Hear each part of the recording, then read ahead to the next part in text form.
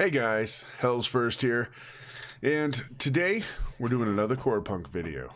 But this time, we're not going to go over any heroes. We're going to talk about the video that they put out the other day that actually confirmed the release date of the closed beta test. Now, that's going to be August 25th. Then today they had a chat live with the developers on Discord, and they confirmed how many days they're going to be in it. It's going to be a 3-day closed beta test, which lets me believe that it's actually going to be a stress test and not so much of a how the players enjoy the game. We're still going to get to see a bit.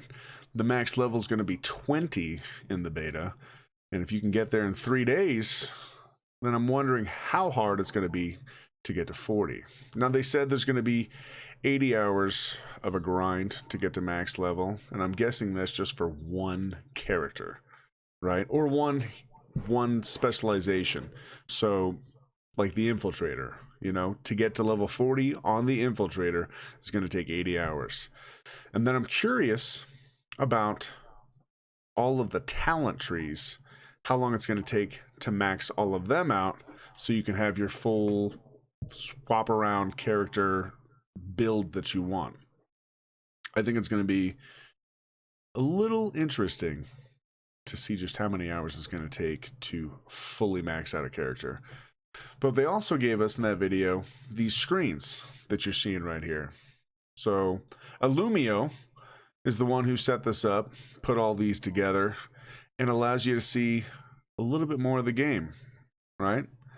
So it looks pretty clean. The combat even looks faster than it did in the video we had before. As you can see, they're ganking up on this guy.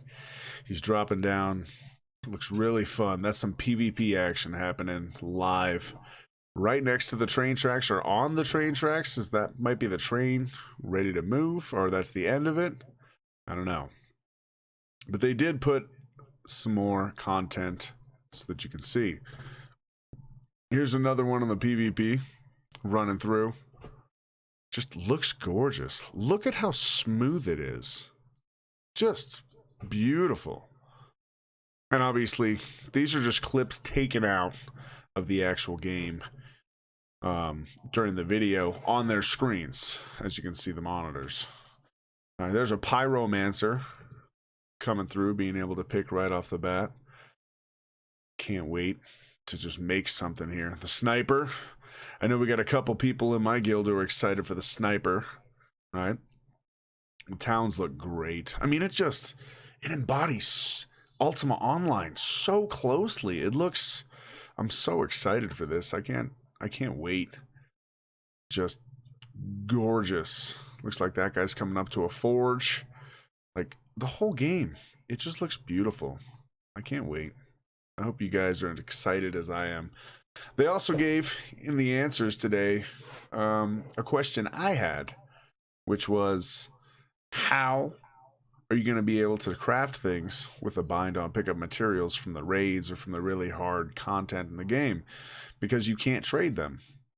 And the crafting transaction window is something that does exist. They talked about it earlier in the questions and answers, and today I confirmed exactly how it'll work with a bind on pickup. P-Shack actually gave me an answer saying you can trade bind on pickup materials to create an item through the crafting transaction window, which is going to be great. Otherwise, you'd have to level up every single crafting class or profession that you wanted to make anything.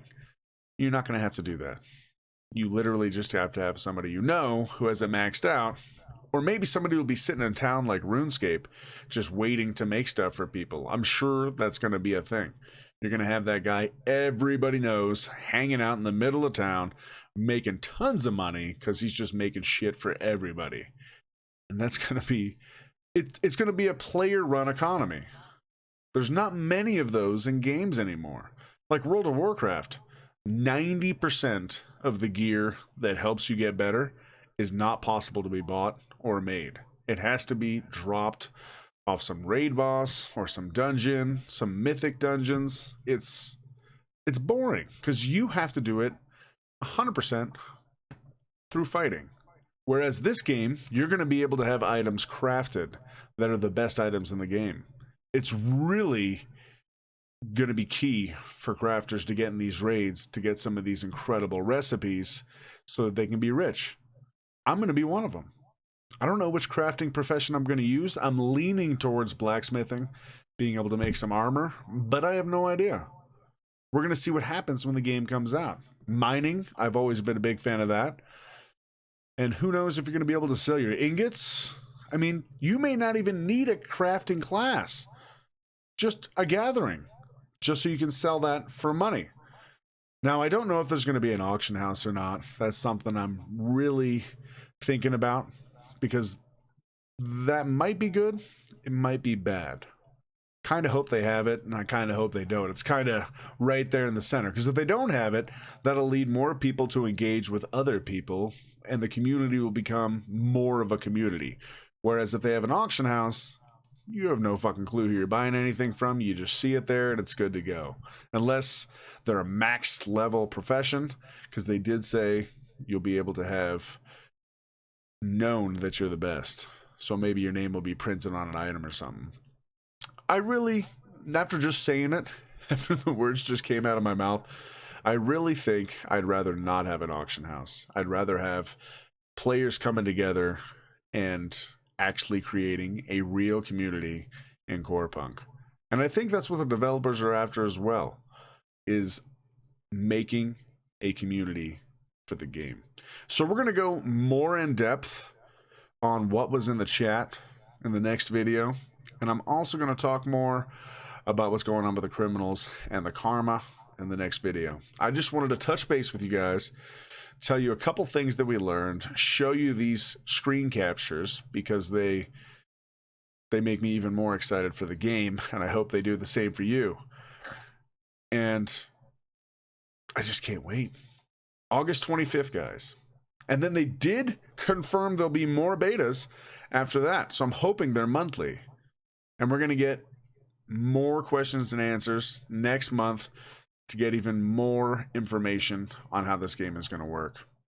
The developers are finally stepping in and giving us answers. This is what I've wanted from the beginning. Transparency, and they're starting to pull it off, which makes a huge difference in the amount of confidence I have in the game coming out and how good it's actually going to be. So I'm excited for it. I know you're excited for it. I'm not going to stop making videos. I'm going to pull some stuff up every single night if I can to give you guys more information on this game. And as always, until next time, I'm Hell's First, and ta-ta.